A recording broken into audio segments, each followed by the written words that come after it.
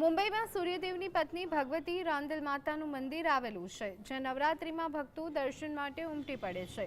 બોરીવલી પશ્ચિમ સ્ટેશન નજીક આ મંદિર આવ્યું છે. અહીં સવાર સાંજ આરતી થાય છે, જ્યારે પૂનમ અને અમાસના દિવસે મહારાષ્ટ્રભરમાંથી ભક્તો આવતા હોય છે.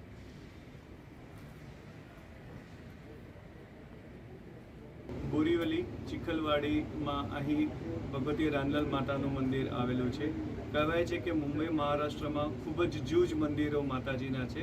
આવું જ એક મંદિર જે અહીં હાલમાં જ બનાવવામાં આવ્યું છે અને તેમાં અનેક લોકોને આસ્થા છે, તેમજ અનેક પ્રોગ્રામો થાય છે અને માતાજીએ પરચા પણ આપ્યા છે.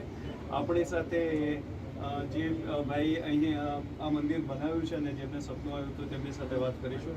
આપનું નામ શું છે? હર્ષદભાઈ, આપ જણાવશો મંદિર વિશે? આ મંદિરમાં રાંદલમાં સપનામાં આવેલા અને કે મારું મુંબઈમાં મંદિર બનાવો. આપણે પહેલું મંદિર જોગેશ્વરીમાં બનાવ્યું અને બીજું મંદિર બોરીવલીમાં બનાવ્યું. એમની આજ્ઞા, એમની કૃપા, એમના આશીર્વાદથી એમની જગ્યા પસંદ કરી છે અને માતાજી પોતાની જગ્યા પોતે પસંદ કરીને બિરાજમાન છે. રાંદલવાડ પડતા તો બધાનું જ મળ્યા છે. અમારે તો ઘરનું જ દાખલો છે. બધી રીતે માતાજી બધી રીતે સપોર્ટ કરેલો છે. કોઈ સવાલ જ નથી, ચર્ચા કરવાનો થાય. આપનું નામ શું છે? મારું નામ પ્રીતિ છે. આપ ક્યાં રહો છો? હું મલાડ રહું છું. આપ જણાવશો ભગવતી રાંદલ માતાના મંદિરને કેવી રીતે ખબર પડીને આપ કેટલા વખતથી આવો છો અને શું કરો છો? અમે લોકો હર્ષદભાઈ સાથે ઘણા વર્ષોથી જોડાયેલા છે, પણ માતાજીનો કરજો તો વર્ષોથી જાણે છે. પણ આ તો મારો પોતાનો અનુભવ છે કે મને આ બે એવા સંકટ પડ્યા હતા કે મને એમ લાગ્યું કે હવે કંઈ થશે નહીં, પણ માતાજીની જે મેં માનતા માની અને માતાજીને વિનંતી કરી તો એમણે મારું કાર્ય પૂર્ણ કર્યું. આપ જણાવશો માતાજી વિશે? મારું નામ સોનલ છે અને અમારા કુળદેવી છે રાંદલમાં.